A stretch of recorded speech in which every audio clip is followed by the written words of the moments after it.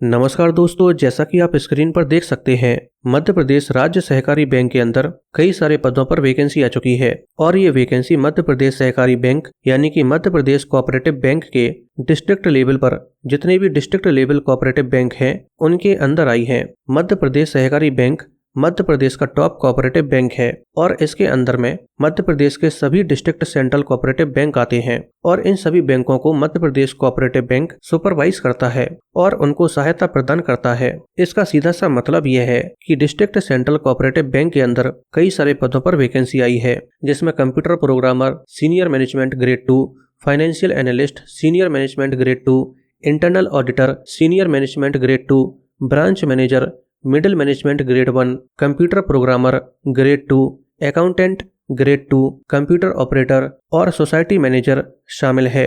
Total vacancy 2076 है जो कई सारी कैटेगरीज में डिवाइड है, जिसमें हर एक वैकेंसी पोस्ट के अकॉर्डिंग डिवाइड होने के साथ पर्टिकुलर जिले में या मैं कहूँ particular district central cooperative bank में भी डिवाइड है, जिसे आप टेबल में देख सकते हैं। तो इस तरह से दोस्तों ये वैकेंसी कुल मिलाकर 38 डिस्ट्रिक्ट सेंट्रल कोऑपरेटिव बैंक के अंदर आई है, जिसे आप स्क्रीन पर देख सकते हैं। दोस्तों सबसे ज्यादा vacancy branch manager middle management grade 1 के लिए आई है, जो कुल मिलाकर 209 है। तो आइए दोस्तों आज इस पोस्ट के बारे में डिटेल में जानते हैं कि इसके लिए क्वालिफिकेशन क्या मांगी गई है, आपकी एज क्या होनी चाहिए, एग्जाम पैटर्न कैसा होता है और अगर आपका फाइनल सिलेक्शन हो जाता है तो आपकी सैलरी क्या होगी। आइए दोस्तों सबसे पहले जानते हैं कि अगर आप ब्रांच मैनेजर के लिए अप्लाई करना चाहते हैं तो यहाँ पर आपसे क्वालिफिकेशन क्या मांगी गई है। दोस्तों यहाँ पर आपसे दो चीजें मांगी गई हैं, पहली ग्रेजुएशन और दूसरी एक्सपीरियंस। ग्रेजुएशन के अंदर आपने किसी भी सब्जेक्ट से और किसी भी मान्यता प्राप्त यूनिवर्सिटी से ग्रेजुएशन कंप्लीट की हो, जिसमें आपकी टोटल परसेंटेज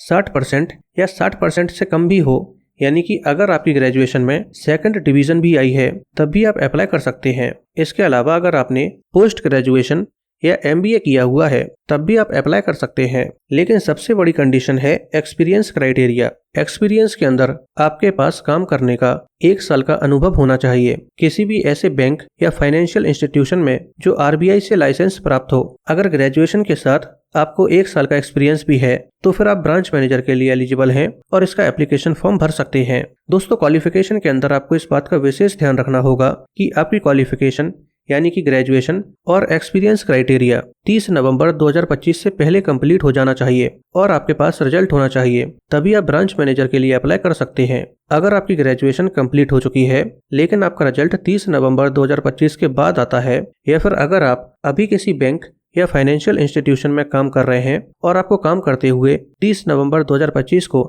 1 साल नहीं हुआ है, यानी कि आपको अभी तक 1 साल का एक्सपीरियंस प्राप्त नहीं हुआ है, तब भी आप इस पोस्ट के लिए अप्लाई नहीं कर सकते हैं।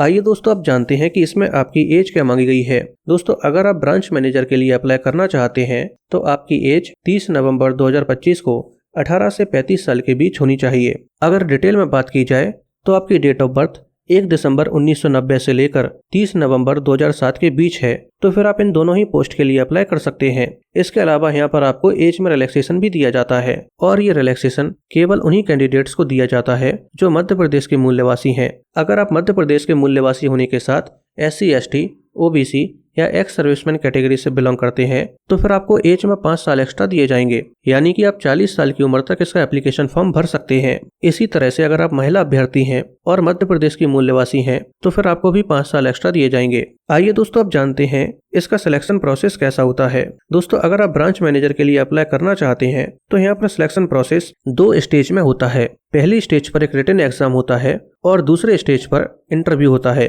पहली स्टेज पर एक रिटन एग्जामिनेशन होता है जो MCQ फॉर्मेट में होता है। इसमें टोटल 5 सेक्शन होते हैं, जिसमें computer knowledge, reasoning, English, general awareness और क्वांटिटेटिव एप्टीट्यूड शामिल है। हर एक सेक्शन से 40 क्वेश्चंस आते हैं। इस तरह से टोटल क्वेश्चंस 200 होते हैं और टोटल नंबर भी 200 ही होते हैं। इस एग्जाम में आपको 2 घंटे का समय दिया जाता है। इसके अलावा इसमें नेगेटिव मार्किंग भी होती है जो 0.25 की होती है। अगर आप पहली स्टेज पर ज्यादा से ज्यादा नंबर ले आते हैं तो दूसरे स्टेज पर इंटरव्यू होता है, जिसमें जितनी वैकेंसी आई है उसके 3 गुना कैंडिडेट्स को इंटरव्यू के लिए शॉर्टलिस्ट किया जाता है और इंटरव्यू के टोटल 20 नंबर होते हैं। आइए दोस्तों अब जानते हैं कि अगर आपका फाइनल सिलेक्शन हो जाता है तो फिर आपकी सैलरी क्या होगी। दोस्तों अगर आपका फाइनल सिलेक्शन ब्रांच मैनेजर के तौर पर हो जाता है तो लेवल 9 के अकॉर्डिंग आपकी पर मंथ सैलरी 36,200 रुपए से लेकर 1,14,800 रुपए के बीच होगी। दोस्तों अब अगर आपको ये वीडियो पसंद आई हो तो वीडियो को लाइक करके चैनल को सब्सक्राइब कर लीजिए।